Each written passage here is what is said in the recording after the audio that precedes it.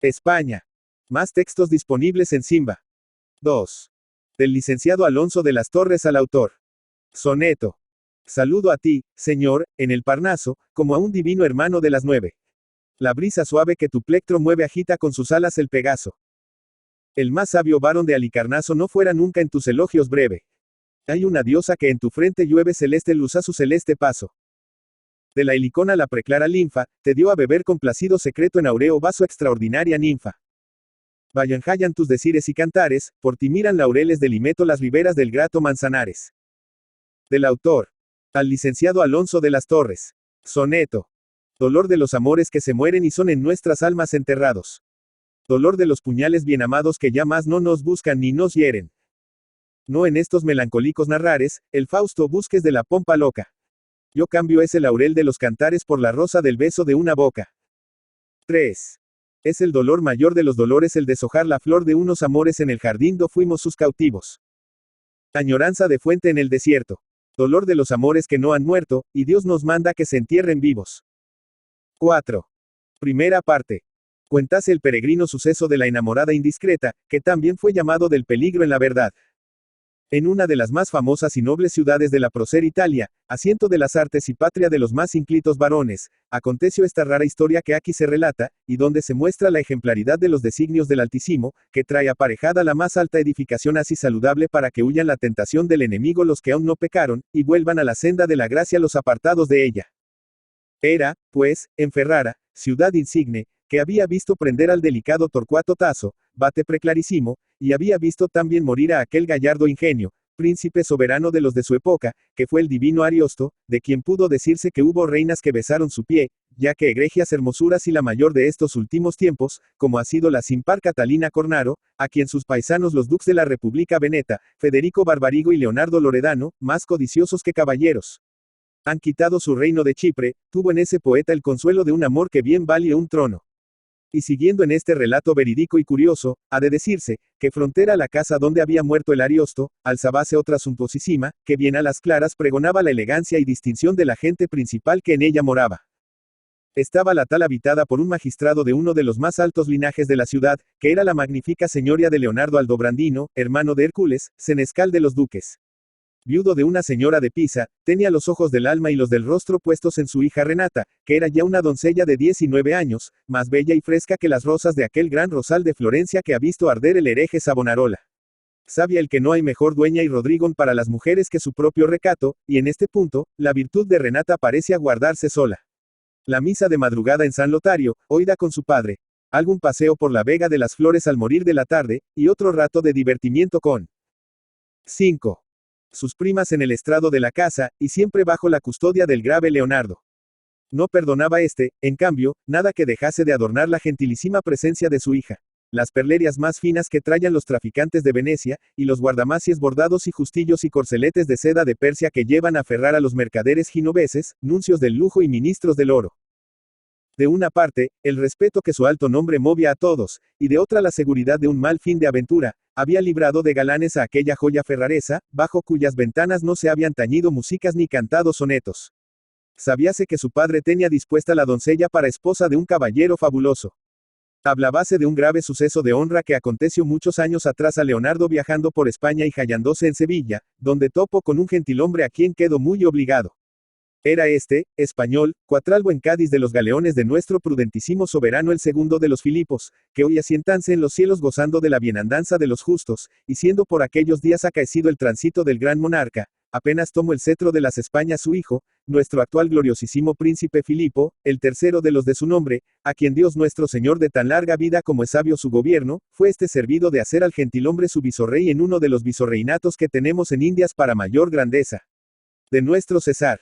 Tenía el nuevo visorrey un hijo de breve edad, que llevaba el nombre de San Miguel Arcángel, y cuando se despidieron para tornar el uno a Italia y partir el otro hacia su destino, concertaron que si Leonardo tenía alguna hija, había de ser esposa del heredero del noble español, que si la estirpe de este no se diera a la del infantado y Medinaceli, la del italiano era tan alta como la de los Dándolo y Colonna. Un año después nació Renata, y comunicado el suceso al visorrey, fue luego considerado su hijo, que tenía entonces no más de 2 años, como esposo de la tierna Aldobrandino. Y en la traza aprobada, quedóse dicho, que tan luego como Miguel llegase a los 20 años, había de venir a Ferrara para sus bodas. Cercana al palacio de Leonardo Jayabase, y aún se halla para contento de caminantes, la celebrada hostería del Centauro, tan famosa por el arte de sus guisanderas como por las varias aventuras de amor que la han hecho tan temida de los padres y sospechosa para los maridos. Como es la mejor de la ciudad, toda la gente de calidad que viaja suele hacer en ella. 6. Posada. Capitanes españoles, clérigos romanos, mercaderes franceses, damas de alta condición y grandes señores detienense en ella a su paso por Ferrara, y así es de ver el tráfago de su anchuroso patio, donde se mezclan la carroza blasonada y el carro de tráfico, el caballo del alférez y la mula del prebendado. El vino de Chianti llena con liberal abundancia los jarros de las mesas, y bajo la parra esplendida y tupida que rodea el portón, hay, como a las puertas conventuales, un congreso de pordioseros, a quienes en ciertas horas se reparte la comida sobrante.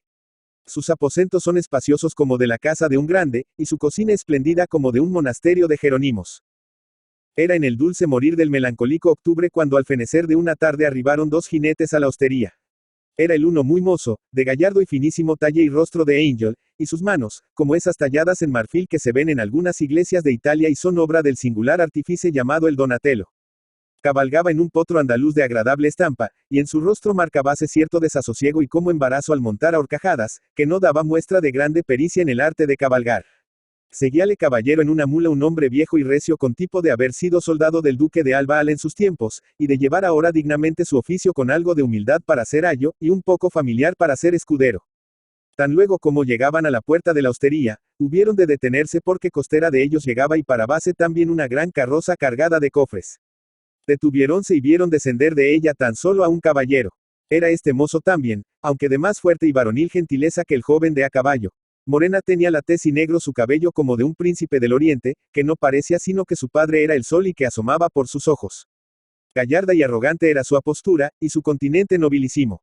Traía obscuro su vestido y sencillo como de viaje. Solamente sobre su ferreruelo llameaba como una espada de fuego la insigne encomienda de Santiago. Entró en el zaguán, apartóse la carroza y el mozo y su viejo acompañante entraron sobre sus cabalgaduras hasta el patio de la hostería. Había llovido algo y con eso estaba escurridizo el pavimento, que era todo de guijarros, los cuales el uso continuo había hecho planos y lustrosos.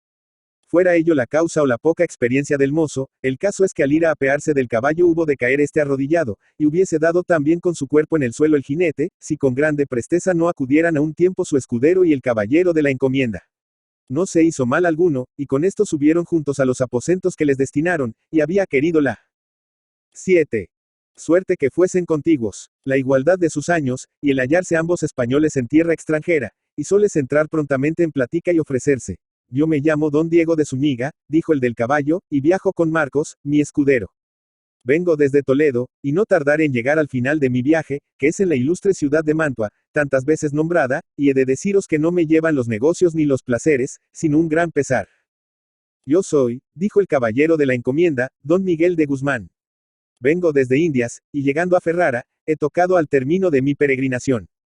He traído aquí un cuidado muy grave que ya os descubriré si os detenéis aquí, y si, como pienso, hemos de ser amigos. Reposarme unos días y muy de mi grado, señor don Miguel, que me obliga la merced que me dejéis de llamarme vuestro amigo, contestóle don Diego. Y de partiendo sobre su viaje y otras indiferentes materias, luego que hicieron colación, retiráronse a descansar con promesa de salir juntos al siguiente día para visitar la ciudad. No tardó en amanecer el sol más que en saltar de sus lechos y vestirse los caballeros. Don Diego, con su traje de veludillo gris y capa aleonada, y don Miguel, que había hecho subir sus cofres, adornóse con unas cachondas de raso y un jubón de vellori y colgó de su cuello una finísima cadena de oro con un grueso diamante que alumbraba su pecho. Salieron, y su primer visita fue para el Santísimo Sacramento, como devotos caballeros que eran, y acudían a agradecerle que les hubiera dejado llegar con bien a la ciudad. Cumplido el pío deber y oída la misa, diéronse a discurrir por las calles y plazas, y admirar iglesias y palacios, maravillas todas que tenían suspenso su ánimo, a pesar de venir de la opulenta España. Y aconteció que, como se hallasen a media mañana en el atrio de la catedral, vieron detenerse la gente, y pasar ante ellos y perderse a la revuelta de una esquina, una corta pero admirable comitiva. Componíanla 2 graves caballeros ataviados con sumo lujo, y entre los 2 una doncella, portento casi más por su talle y por su rostro que por sus galas suntuosas, cabalgando todos en soberbios corceles precedidos de palafreneros y seguidos de lacayos. Riquísimas y blasonadas gualdrapas llevaban los bridones, y los guanteletes y el azor en la mano de la joven y el arreo de todos mostraban a las claras el aparato de cetreria. Como las gentes se descubriesen al paso de aquellos señores, don Miguel y don Diego c. 8. Informaron de quiénes eran. Son, les contestaron, el señor Senescal Hércules Aldobrandino, su hermano Leonardo y su sobrina Renata. Que bien se echa de ver que sois forasteros al no conocer a tan visibles personas. Hizo don Miguel un gesto, no advertido para don Diego, y comentando ambos la majestad de los ancianos y la elegancia de la joven, prosiguieron su paseo, hasta que fue hora de retornar a la posada. Y a petición de don Diego separáronse después del meridiano llantar para el reposo de la siesta. Buena siesta diere Dios a don Diego, que así que se vio en su aposento a solas con su escudero, hubo de arrojarse en sus brazos y comenzar a llorar como una Magdalena después del arrepentimiento. Malaya 1000 veces, Marcos amigo, le decía, Malaya 1000 veces la hora en que nos partimos de nuestra casa si había de ser para tal fin de viaje, que me pienso que no llegare a Mantua y quedare con la maldición de mis padres y sin el asilo de mi tía la priora. Sosegaos, señora mía, respondió el escudero, que aina os turbáis y me dais ganas de llorar a mí también. Mirad, doña Mencia, mi ama, que si ven vuestros ojos encendidos del llanto dudaran de vuestro varonil disfraz. Hicisteis mal en prometer a don Miguel que os detendríais aquí, pues lo que importa es que lleguéis cuanto antes a Mantua, donde os espera la paz del monasterio. Ay, porque nací mujer, unos padres crueles quisieron depararme como esposo a un hombre viejo, feo y corcovado, con achaque de decir que todo cuanto llevaba en la joroba eran doblones. Pensé en mi tía doña Clara y en su convento de Italia, y para dejar tierra de por medio entre el novio y yo salimos de Toledo, sin reparar en lo largo del viaje.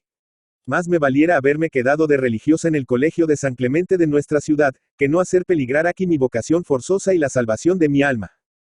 Fuerza es que lleguemos a Mantua, mi señora. Pero decidme, ¿qué mal pájaro os ha picado que os ha causado tal maleficio? Alas tiene y no es ave. Ciego es y todo lo penetra. Niño es y sabe más que 100 doctores. 9. Acabáramos, doña Mencia de mi alma, que ya me asombraba a mí que el tal picaruelo no se nos hubiera puesto delante en el camino. Ganas me dan de sacar de la maletilla el traje femenino que traigo para entrar en Mantua, descubrirle a don Miguel la verdad de nuestra historia y decirle que le amo de todas veras desde que le vi. No has parado mientes en lo apuesto de su porte, en la nobleza de sus modos, en la galanura de su decir y en la discreción de su pensar. Heme aficionado a él de tal manera y cobradole un tan grandísimo afecto, que sangre del corazón llorarían mis ojos si me arrancasen de su compañía. Juntos pasaron el siguiente día ambos muy divertidos con sus pláticas. Era el don Miguel muy letrado y placíase en decir versos que sabía, y solo ignoraba que sus coloquios con don Diego aumentaban una llama cruel. Así aconteció que hallándose juntos tuvo el don Miguel la donosa ocurrencia de recitar a su amigo el siguiente soneto que él compuso cierta vez a una dama que mostraba un lunar en uno de sus pechos.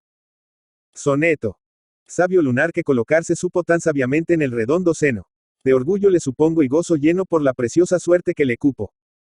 Es flor de tal jardín, él es el astro, astrolabio, astromago, guía y norte de esa esfera de amor.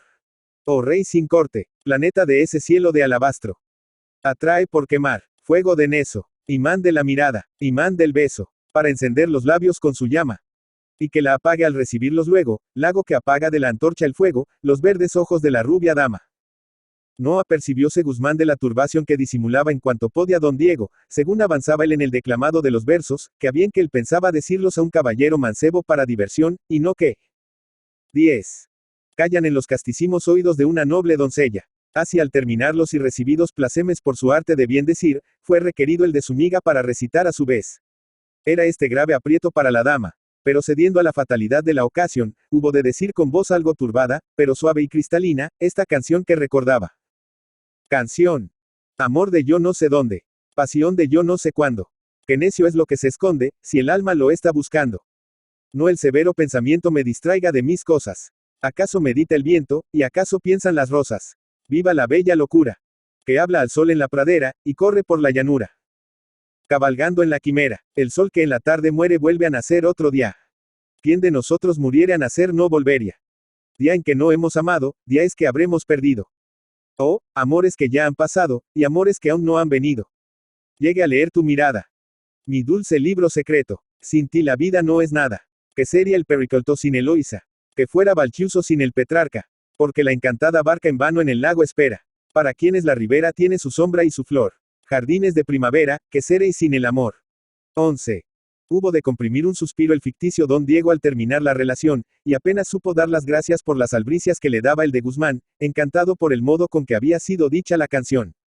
Entretuviéronse departiendo sobre otros puntos puestos de codo sobre la abierta ventana, mientras abajo proseguía el eterno coro de todos tiempos y países. Los criados hablando mal de sus amos y del gobierno de la república, y las mujeres mordiendo en las honras de las vecinas y las vidas de las amigas ausentes. Que no hay Trajano que no sea Calígula para la gente lacayuna, ni dama que no sea liviana para las mujeres que por los años no pueden ya valerse de sus donaires, y por su desabrimiento no llegaron a doctorarse de alcahuetas en las academias del amor. Al caer de la tarde, don Miguel fue a buscar al que para él seguía siendo don Diego, y requirióle para dar un paseo por las afueras de la ciudad, que con aquel otoño tan dulce eran de una amenidad extraordinaria. Hizo don Diego esfuerzos para serenarse, y cuando departían bajo de una frondosa olmeda, don Miguel, asustando a su interlocutor con tal comienzo de discurso, hubo de decirle así. Lo que le dijo verán los curiosos ojos que pasaren a la segunda parte de tan certísima historia. 12. Segunda parte. Síguese refiriendo el peregrino suceso de la enamorada indiscreta, que también fue llamado del peligro en la verdad. Quiero, amigo don Diego, empezó diciendo el de Guzmán, ya que sois el único que por ahora tengo en esta ciudad, daros cuenta del propósito de mi viaje y razón de mi llegada a estas tierras. Habéis de saber que he venido a celebrar mis bodas, a las cuales os podéis tener por natural convidado. Pero os ha de asombrar el saber que no he hablado nunca con mi esposa, que así puedo llamarla, y que quiero probar la condición de su carácter, aunque ya conozco la de su continente. ¿Ya la habéis visto? Preguntó casi temblando don Diego. Cierto que sí, y vos también. ¿No recordáis aquella joven del Azor que vimos pasar por delante de la catedral? Pues esa es, la hija de Leonardo Aldobrandino, primate de este ducado. Creyó don Diego que su amigo se chanceaba y acabaría por darle valla y declarar que eran sus palabras burla de pasatiempo. Pero tal insistió, refiriéndole la historia que ya conocemos, que don Diego felicitóle, el rostro demudado y casi balbuciente el habla. Murió mi padre hace 3 años, concluyó don Miguel, y he venido yo solo a cumplir el pacto, si en ello no va nada, como espero, contra el lustre de mi raza y la honra de mi persona. Para mis planes necesito de vos, caballero don Diego, pues desde luego he descubierto en vos una gran nobleza, y serviréisme, procurando ser visto de la hija de Leonardo, después que yo haya llegado a ella, aunque sin descubrir quién soy. Si ella sabe rechazar toda pretensión que no sea la de ver a su esposo de Indias, a quien debe esperar fielmente, será mi esposa. Pero si no sale triunfante de la prueba y tiene a los galanteos la inclinación que otras muchas jóvenes italianas, no será ella quien venga conmigo a mi palacio de Sevilla. 13. De tal modo insistió don Miguel, que logró que don Diego aceptara la misión, y algunos ricos trajes y preseas para el atavio de su cuerpo, que eran muy de menester para el intento. Y aquella misma noche unos músicos colocados bajo las ventanas de Renata, cantaron con meliflua voz el siguiente. Soneto. Amores, filis, brisa perfumada. Ola de un mar de encanto. Golondrina, es algo que va y viene. Peregrina canción que en la espesura canta un hada. Ha tenido el jardín fulgores raros como luz de un espíritu que pasa, y ese fuego es sentido que me abraza al resplandor de vuestros ojos claros. La luz y vuestra sombra se perdieron. Amargura y dolor permanecieron. Al bosque y a las almas vuelve el frío. La fuente gime con gemir sonoro. Llorando está el jardín sus hojas de oro porque han muerto las flores y el estio. Era por la mitad del cantico cuando entreabrióse una de las ventanas y asomó su rostro enseñó la dueña Lizarda, que había sido tercera de los amores de Leonardo con la madre de Renata, y vivía desde tiempo inmemorial en la casa. Retiróse enseguida, y al punto muy discretamente, como niño que teme cometer impertinencia, miraron a la calle los propios y celebrados ojos de Renata, a quien place a tener por vez primera música delante de su casa. Pero como Leonardo, que había salido al palacio del obispo, donde se celebraba un festín, no había de tardar en volver, Lizarda bajó a decir a los músicos para quien les enviaba, que su ama se holgaba con su tañido y les agradecía con notable contento la merced. Pero que si el señor volvía y apercibía a Serenata, habían de verse en grave aprieto por ser justicia de la ciudad y muy celoso de la guardia de su hija. Con esto y haber juzgado que para hacer la primera noche habían hecho bastante, retiráronse caballeros y músicos. 14. Juzguese el dolor del fingido de Diego al representar tal papel. Fue tan grande como la alegría de Renata, al verse regalada y con cortejo. Al otro día, y por encargo del de Zúñiga, buscó Marcos la traza para hablar con Lizarda, y su coloquio fue tan sabroso como breve. Garrido es el soldado, dijo la vieja al escucharle, y a fe que si fuera más mozo pudiera ser el roto de mi descosido.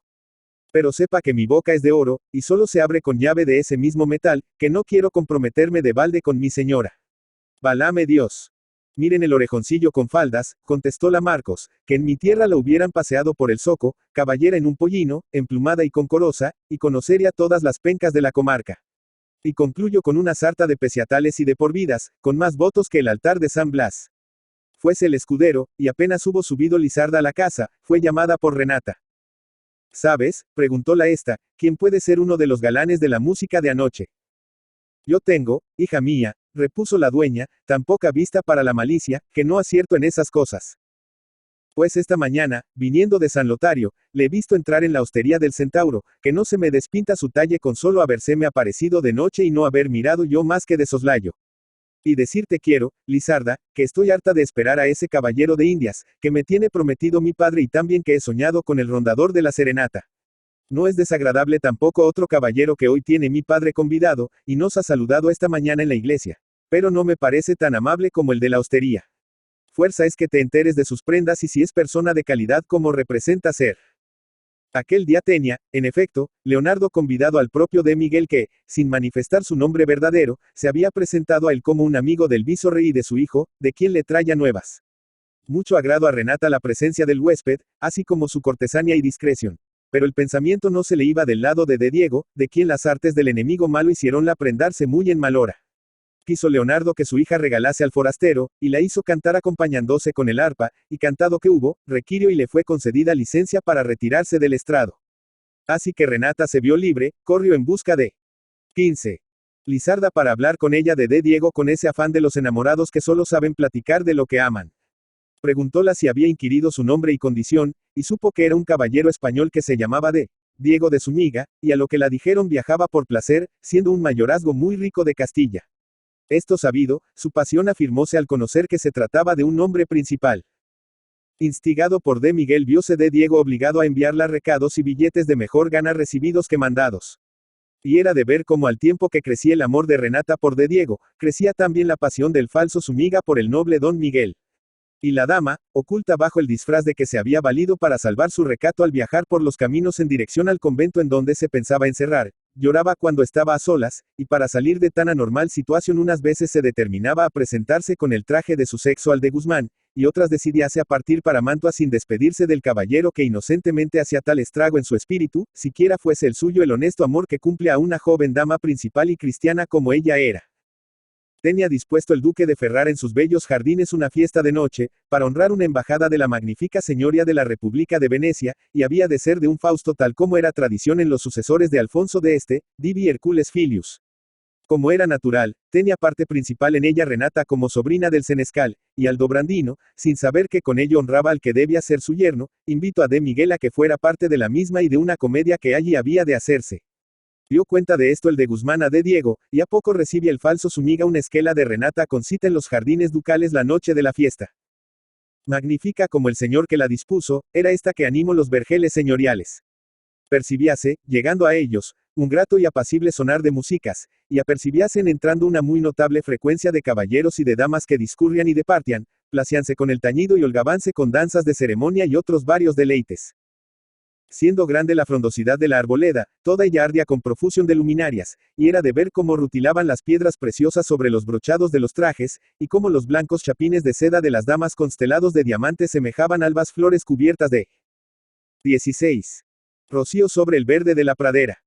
Aquellos días celebrábanse de continuo fiestas de estafermos y corriances sortijas, habiendo justas como otras célebres que hubo en Castilla, tales como el paso honroso del caballero Suero de Quiñones en Medina del Campo, y el otro con que le imito honrando la embajada del duque de Bretaña el muy magnífico señor don Beltrán de la Cueva, duque de Alburquerque, conde de Ledesma, vizconde de Güelma, señor de Montbeltrán, y de la Adrada de Cuellar y de Roa, ejemplo de validos y espejo de caballeros leales a sus reyes.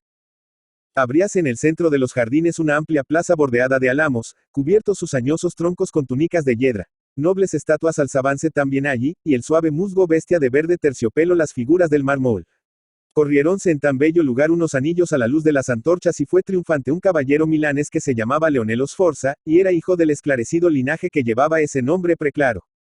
Traía el vencedor en la muñeca izquierda un brazalete como de hierro y en el cual eran grabadas las palabras de su mote, que también llevaba en el gallardete de su lanza.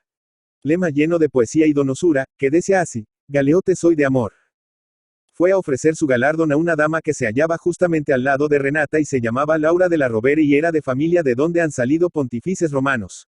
Algún disgusto tuvo la vanidosa Aldobrandino al no verse favorecida, pero ningún desabrimiento había aquella noche en la fiesta como el del desdichado don Diego, que tan mal de su grado la presenciaba. Siguióse una danza de salvajes, y a esta otra en que la comparsa vestiase a la usanza de los antiguos legionarios romanos. Apartaronse luego en dos filas los bailarines y salieron del boscaje unas gentiles amazonas que hubieran sido envidia de la propia Pentesilea y cabalgaban sobre candidas jacaneas cubiertas con gualdrapas. Traían una aljaba a la espalda y blandían el arco en la diestra, disparando sus flechas hacia lo alto de los árboles. A ellas seguían unos lacayos que conducían sobre parihuelas de plata diversos cuerpos de toros con sus cuernos y sus cascos dorados, y todos ellos cubiertos de guirnaldas, y con gran concurso de frutas confitadas. Era este el anuncio del festín que se siguió y fue tal como los opulentos de las nupcias de Beatriz de Ábalos con el magnífico Juan Jacobo Tribulcio, y las de Violante Visconti con el duque Lionel de 17. Inglaterra. Fino el banquete, mas no se crea por eso que tuvo su punto la función. Diéronse varios vitores a la embajada veneciana, y luego unos como lictores comenzaron a decir, viva el duque muchos, y buenos, y largos años con triunfo sobre sus enemigos. Y el cardenal de Giudice, que presente se hallaba, dijo después, loado sea nuestro Señor, que nos da tal Señor. Todos cuantos habían sido parte en el festín pusiéronse muy luego en marcha a otro lugar, pues que la noche y los jardines daban el tiempo y el espacio suficientes para que la fiesta continuase. Dio todo aquel senado en una pradera donde había dispuesto un estrado para que unos muy ilustres histriones representasen farsas divertidas y amenas. No era ciertamente nada de amena y divertida la farsa que tocaba representar a de Diego, que tenía su pensamiento allí donde pusiera su ánima cuitada. Comenzóse la representación por una loa que se titulaba El triunfo de la prudencia. Era en tal alegoria la señoría veneciana como mentor del país italiano a quien se hacía pasar por Ulises. La urdimbre era sencilla y agradable, y todo aquel artificio con muy singular acierto tramado. Hacíase después un paseo de comedias que era llamado así, Gran caudillo es el amor. Bello poema donde el poeta ponía en su fábula verdades de la vida. Era aquí donde había sido rogado de Miguel por Aldobrandino que, tratándose de una persona principal y muy versada en letras italianas, tomase un papel. Eran los personajes de la acción, Ricardo y Cardenio, caballeros, Lucrecia y Beatriz, damas, Hipólita, dueña, y Pánfilo y Doroteo, criados. Fingía Renata la parte de Beatriz, sin saber que en aquel Cardenio que era su Geylan en la comedia, escondíase su prometido esposo verdadero, tan bien esperado como mal recibido. Fingíase en aquel paso que todas las damas habían movido una cruzada contra los caballeros todos para vencerles el desamor, pues no los consideraban suficientemente rendidos a su albedrío, y valiéndose de armas para su intento, habían usado primero de la tiranía de la soberbia con que solo consiguieron un desdén uniforme. Buscaron luego mejor general para su causa y dieron en encontrar al amor que muy luego sirvióles aunque siendo igual que fuerte veleidoso hubo de traicionarlas haciéndolas a la postre esclavas de aquellos a quienes intentaron rendir. Era bella la traza y hábilmente parlada, que bien mostrado lo sutil del ingenio que la había compuesto y debía de ser un poeta que no cediera en elegancia al mismo fracastor. 18. Trasladase aquí un retazo de escena, porque el interés que movió en el Senado que la escuchaba y hasta nuestro propio deleite nos lo ordenan. Hallábanse en medio de un boscaje el caballero Ricardo, que era príncipe de Inglaterra, y la dama Lucrecia, que era duquesa de la Italia, y así decían sus decires. Ricardo. Seréis esquiva dama menos gradecida que las flores. Ved que ellas de todos codiciadas no apartan el tallo de su rama cuando alguien quiere gustar de su fragancia, y aun besarlas como a labios de hermosas. Lucrecia. Para vos, caballero Ricardo, las flores todas de mi jardín, menos una. Sabedla ganar y serán sus hojas labios para vuestros labios. Vos os llamáis Ricardo. Así se llamaba vuestro rey Corazón de León. Ricardo. ¿Queréis, dama Lucrecia, que vaya a Palestina? Yo rescataré el sepulcro de Cristo, y traeré para que adornen vuestros chapines las gemas que adornan el turbante del señor Soldán de Babilonia. Lucrecia. Vos no sabéis la historia de la tabla redonda. Ricardo. El rey Artus era mi abuelo. Lucrecia. Aún me parece a mi poco linaje el vuestro. No vayáis a Tierra Santa, pero traedme la copa donde bebió nuestro Señor en su última cena. Esta tallada en una piedra que saltó de la diadema del demonio. Guardiola el rey Titurel de Anjos con unos bravos caballeros, y otro caído en liviandades la perdió. Rescatóla el príncipe Parcival, padre del caballero Lanzarote del Lago. Ricardo, la noche de nuestras bodas, quiero que bebamos licor de la vida en ese cáliz. Ricardo, ide al Monsalvato y traedme al Santo Grial. Ricardo. Rebosante de sangre de emperadores adversos, y de vino de las vides de Chipre. Inerme acudire, rendiros en mi espada. 19. Aquí desenñase la espada del Taali, la cual era recibida por Lucrecia, que besaba su pomo. Lucrecia. Beso este oro donde tantas veces puso sus manos el valor. Soltaba la espada de improviso y daba un grande grito. Mal cuitada de mí, áspid, escorpión o saeta. No era espada, que era dardo de amor. No os partáis de mi lado. Para vos, caballero Ricardo, todas mis ofrendas y todos mis sacrificios. No temáis que el viento os aparte la rosa de la rama. Ricardo. Ay, el viento de la muerte. Lucrecia. No le temáis, mucho peor es el viento de la vida para arrebatar amores. Pero yo soy eternamente para vos. Tomadme, Ricardo. Vuestra es la rosa. Tomadla antes que la agosten los soles, la marchiten las lluvias y la arrastren deshojada los vendavales. Y se oye atrás el boscaje una suave música, y se corre un rico tapiz sobre el estrado. Pareció notablemente bien la comedia al concurso y todos la loaron sobremanera. Solo de Diego padecía después de haber visto en una escena, juntos al noble don Miguel con la desenvuelta Renata.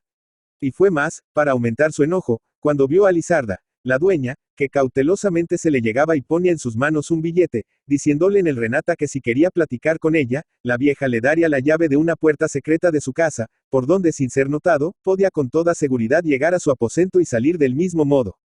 En poco estuvo que de Diego no pusiera entonces punto a la enfadosa historia en que estaba metido, pero por servir en algo a de Miguel, a quien tan rendido estaba su verdadero ser, se dispuso mal de su grado a continuarla, aceptando de manos de la dueña la llave prometida.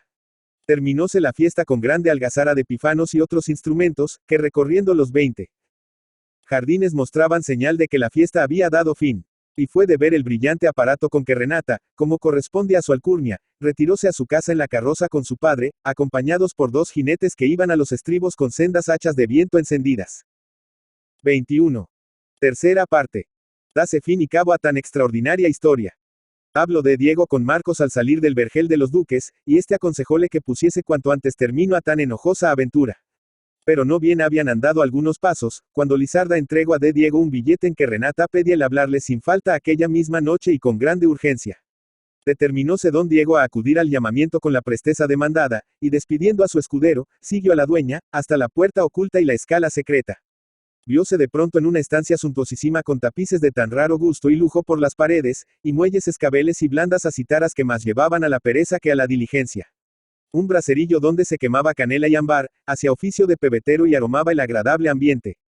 Levantóse uno de los tapices y apareció Renata ataviada con el mismo vestido carmesí y la gorguera de batista finísima, y las mismas preseas que en la fiesta, pues tocabase con la lenza, que es como llaman en Toscana la diadema que llevan las damas próceres, y traía sobre su pecho un primoroso cintillo de topacios y de diamantes. Estaba cubierto el pavimento con una pérsica alcatifa de tal modo, que los perlados chapines de Renata no movieron ruido ninguno y el absorto de Diego no advirtió su presencia hasta tenerla junto a sí. Y fue notable su maravilla cuando la vio caer de rodillas ante él y con 1000 protestas y juramentos solicitarle que sin pérdida de tiempo mostrara a su padre la calidad de su persona y cómo podía ser digno esposo de su hija, para que la pidiera en matrimonio. Llegó la desventurada en su desvario a pedirle que la llevara consigo a su posada, con lo que por evitar que se siguiera el escándalo, el mismo padre acudiría con el clérigo para los desposorios. Y esto decía aquella niña criada con tal cuidado y esmero en el santo temor de Dios por el más severo y amante de los padres, que a tan notables extremos de locura lleva a las criaturas humanas el ciego amor, ministro del infierno y arma de Satanás. Hicierais mejor, le repuso serenamente de Diego, en amar de lejos, que las almas que son mariposas de la llama de amor mueren abrazadas. 22. En ella cuando se acercan demasiado. Arrojóse Renata a sus brazos, y en poco estuvo que el disfrazado su miga no la mostrara la gravedad de su disparate, pero conteniéndose y dejando el fin de todo para el siguiente día, desprendiéndose de ella y con la promesa de volver a la otra noche ganó la secreta escalera y se puso en salvo. Apenas tornóse a la posada donde le esperaba de Miguel, refirióle punto por punto lo acaecido, haciendo grandes esfuerzos por no declararse a él como Renata, pues la dama española consideraba todo aquello como una prueba a que el señor rey de cielos y de tierra había sido servido de someterla en su alta sabiduría. Pero fue grande su espanto cuando supo que de Miguel había recibido también un billete de Renata para verla la siguiente noche, ahora diversa de la concedida a de Diego. Ah, perfida y malvada mujer, decía el de Guzmán, que así haces aprecio de las canas de ese noble varón, que es tu padre, y crees que el amor de los caballeros y el recato de las damas son prendas para juego, y luego continuo más sereno. Yo te juro que esta vez tu saber ha sido errado, y que no ha de valerte que sepas tanto de amor como de ciencia doña Oliva Sabuco. Y que has de olvidarla toda muy pronto, así tengas más memoria que Mitrídates Iscaligero, y enseguida concertóse con D. Diego para ir juntos a la siguiente noche y confundirla con la lisión de la presencia de ambos a la vez. Marchóse D. Diego a su aposento, y fuera necio advertir, que no solo no pudo conciliar el sueño, sino que ni lo intentó siquiera. Tenía una grande turbación, que era ese inmenso desasosiego de la mujer fuertemente enamorada, que lucha porque la color de su rostro y la frase de su labio no traicionen a su alma. Grande cosa es el amor, decía el escudero Marcos, que él vuelve agudos a los tontos y torna necios a los discretos. Doña Mencia en tanto deshacíase querellando sus cuitas. Salíase a un muy apacible retiro formado de olmos muy añosos, y allí se lamentaba. Que así hemos de ser las mujeres, decía, que así cambiamos amores con desdenes, y nos perecemos por amar a quien no nos ama, y somos esquivas para los que nos quieren bien. Era aquel lugar muy sujeto a melancolias en su sombra nocturna, y servíala de consuelo. Oh noche, divina noche, hermana del misterio y madre de la bendita poesía, tú eres la puerta encantada de los placeres, y la piedra filosofal de los dolores, maravilla de 23. Los amantes, arpa de las canciones, princesa del secreto, y alcázar universal del amor. Ya pensaba la piadosa Mencia en el exorcismo, creyéndose posesa, malayan la caldereta y el hisopo para tales hechizos y para tal demonio. Busco después el halago en la piedad, y cogiendo un libro eucológico que de Miguel habíala emprestado, y se llamaba Ruta de la Montaña de Sión, hubo de toparse entre sus páginas con unos versos manuscritos, que sin duda alguien habíalos dado traslado a aquel papel, habiéndole placido el donaire de un poeta que debía de ser, a no dudar, algún preclaro ingenio de la corte de Madrid, y eran estos que aquí se copian para mayor deleite. Letrilla a doña Belisa. Amor, que es niño y travieso, me mata con sus mercedes. He entendido sus redes, y he impreso.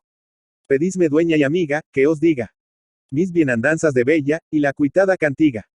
Solo guareis de mi querella. Ya no rúo, ya no canto, del arca en el fondo esta basquiña de veludillo, pañizuelos y tontillo. Y la prenda de mi encanto, aquel primoroso manto de bordado tafetan. Que amor que es niño y travieso me mata con sus mercedes, he entendido sus redes, y he impreso. Y sabréis doña Belisa, que solo salgo a la misa de las madres recoletas, y ya no me regodeo, 24. Ni bullo, ni me paseo por San Blas, ni por el Prado, que amo platicas secretas tenidas en el estrado, y triste silicio ciño.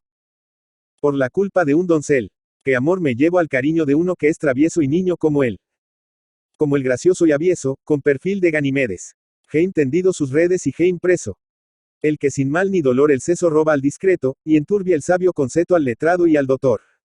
El amor, que no obliga con prematicas, ni otras leyes majestáticas, el señor corregidor. Y a quien no rinden los reyes, ni con él hay valimiento, ni rigen con él las leyes que llenan el aposento de mi tío el oidor. Se trata, doña Belisa, de un rapaz más que donoso que en los 17 frisa. ¿Quién me viera? Yo, aquella dama que fuera la del gesto desdeñoso, castigo de los galanes que desprecie los afanes postreramente de 3. Don Gil que ahora en Indias loco padece por sus desmanes. 25. Un mayorazgo por poco, y por harto un ginobes. No juguéis con el cariño. Mirad quién así os lo avisa. No sabéis, doña Belisa cómo me tiene ese niño. Dejadme, dueña y amiga, que no siga. Con tan plañideros son, a vos os digo el secreto a que me obliga el afeto de nuestra vieja afición. Pero no es bien que mi lengua al viento diga mi mengua, que no es bien que la publique y mi escándalo predique mi canción. Y pues mi mal conocedes, si halláis afrenta en mi exceso no preguntéis por mi seso, que la deidad que sabedes, he entendido sus redes y he impreso. Leyólos y releyólos doña Mencia con atento cuidado, como si fuese aquella dulce poesía espejo de sus propias penas. Muy luego tomólos en su memoria, que era clarísima, y casi de continuo los recitaba. Tan luego como amaneció, sacó del cofrecillo que había traído Marcos a las ancas de su mula los atavios femeniles que la correspondían, y eran sencillísimos y de una gran honestidad.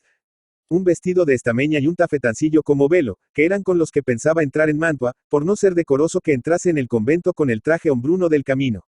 Y cuando don Miguel envió a su amigo los buenos días, el que ya no era don Diego, después de tomar licencia para entrar en el aposento del de Guzmán, presentóse en el umbral de la puerta, mostrando tan gentil presencia de mujer, que don Miguel quedó todo turbado y confuso ante la inesperada aparición. 26. No fue soñación vuestra sin duda, señor don Miguel, comenzó diciendo la dama, ver trocado de esta manera a vuestro gentil amigo don Diego. Pero en pocas palabras os diré la verdad de mi historia. Soy nacida en Toledo, de muy nobles padres y llamóme doña Mencia de Carvajal. Más cuidadosos de medrar en su hacienda que de beneficiar mi espíritu, dabanme por marido a un hombre rico, pero viejo, sucio y feo. Nada valieron mis protestas, y entonces determinéme a tomar por esposo al que es eternamente bello y bueno. Una hermana de mi padre, dama que fue de gran hermosura, vive en Italia rigiendo una comunidad de religiosas y pensé venirme con ella, tomando para mi intento ese disfraz con que me habéis visto, y acompañándome de Marcos, escudero de mi casa, que fue compañero de armas de mi abuelo y tiéneme más afición que mi propio padre, y así tomé el camino de estas tierras donde había de unirme con la que se llamó en el siglo Doña Clara de Carvajal y de Mendoza, y hoy es en religión Sor Margarita, priora de las Capuchinas de Mantua. Pero quiso Dios, Dios debe ser, que os hallare en mi camino. Sabed, don Miguel, que de hoy más no me veréis. He sido fuerte hasta ahora, seré un momento débil para haceros una confesión, que el corazón se me saltará del pecho si no os la hago y puedo hacerosla, porque sois hidalgo y noble como un hijo de rey, y luego volveré a mi pristina fortaleza para daros un adiós que lleve quizás pedazos de mi alma. El asombro de don Miguel creció de punto al escuchar tales palabras y de tan linda boca, que la gravedad del continente de doña Mencia y toda la honestidad que ponía en el hablar, que lo hacía con los ojos fijos en el suelo, habíanle llegado a lo hondo de su ánima. No acierto, prosiguió la dama, a deciros lo que deciros no quisiera, pero deciros direos, don Miguel, que os amo, que sois el primer caballero a quien puedo decirlo, y único, pues que dentro de breve tiempo el mundo habrá concluido para mí. Considero vuestro amor como una rosa encantada, de aroma fragantísimo que debo aspirar a distancia, porque si tocarla quiero, si en espinas buidas me castigaran de mi osadia. Pero sabed que os adoro, aunque sea mengua mía decíroslo, y que soy tan ambiciosa que quiero de vos una gran merced. Os pido, don Miguel, que perdonéis como discreto a la que os ama como loca. Quiso arrodillarse ante él, pero Guzmán la detuvo, y cogiéndola una de sus blanquísimas manos besósela con unción respetuosa. Aquella noche, como habían convenido, acudió doña Mencia con su traje. 27. Viril a la casa de Renata. Esperaba la italiana a su don Diego en el mismo aposento que la otra noche, y no bien fue verle entrar, que se arrojó a su cuello con transportes de amor, y como entonces tropezase con el redondo seno de doña Mencia, extrañándose de hallar tal obstáculo en el pecho de su amado, hubo de preguntarle al tiempo que paseaba sus manos por el misterioso lugar. ¿Qué os abulta aquí, caballero? Esto es lo único que me abulta, señora, respondióla don Diego con modo socarrón. Y entonces, desabrochándose el juboncillo con gran presteza y abatiendo su camisa, mostró a Renata, que esperaba el pecho fuerte del mancebo, su blanco cuerpo, su finísimo talle y la turgencia de sus admirables senos, cuya vista pusiera en notable desasosiego al más austero y frío de los varones. Me gustan más los míos, dijo Renata, que al comprender la situación había tomado una gran seriedad. Fue en este momento cuando don Miguel apareció en la puerta de la estancia, lo cual terminó de turbar a la infeliz Renata. Y subió de punto su burla cuando el caballero recién llegado dijo a doña Mencia, venid, mi esposa. Y después de haberla ayudado a vestirse de nuevo, cogióla de la mano, y sin dirigir palabra a Renata salieron ambos. Fue inmenso el enojo de Leonardo Aldobrandino al saber los hechos de su hija por boca del mismo don Miguel, que ya se había descubierto como quien era. Y habiendo el de Guzmán declarado que doña Mencia de Carvajal había de ser su legítima esposa ante Dios y ante los hombres, quiso Aldobrandino que su hija fuese a ocupar en el convento de Mantua la misma celda que esperaba a la dama española. No se holgaron menos de la Fausta Nueva los padres de doña Mencia, quienes muy luego ordenaron una misa en la iglesia de Santo Tome de su ciudad, para celebrar el feliz matrimonio de su hija. Misa fue esta a la que no asistió don Lucas Liva y Escobedo, hombre frío y desabrido como las 28. Gracias de María Angola, que era el novio que la deparaban primeramente, y hay quien dice que no acudió al santo sacrificio, porque descendiendo de los Levies, que fueron tesoreros de don Pedro de Castilla, era sin duda, más viejo como avaro que como cristiano, y que hacía al tocino los ascos que no hizo nunca a los escudos de A8. Fueron suntuosas de toda suntuosidad las bodas de don Miguel y doña Mencia, las cuales recordaron con piedad y lástima el engaño de la infeliz Renata, que por ser indiscreta en sus amores y querido buscar el afecto imposible del fingido don Diego, vióse tan justamente castigada. Y hoy sabemos de la que es una religiosa tan perfecta como ejemplar y venturosa casada ha sido doña Mencia, que pocos años ha murió en su palacio de Sevilla, mirándose en los ojos de su esposo. Y vese aquí que hasta los más extraños sucesos son caminos por los que la sabiduría del Altísimo lleva a las criaturas a donde más les conviene para la salvación de sus almas. A ella conduzca a los que leyeren o escucharen leer la presente verídica historia, la misericordia de Nuestra Señora la Madre de Dios, como así deseales y para el pide también el cristiano y devoto caballero que la escribe, para ejemplo de algunos y regalo de todos. Vale. 29. 30.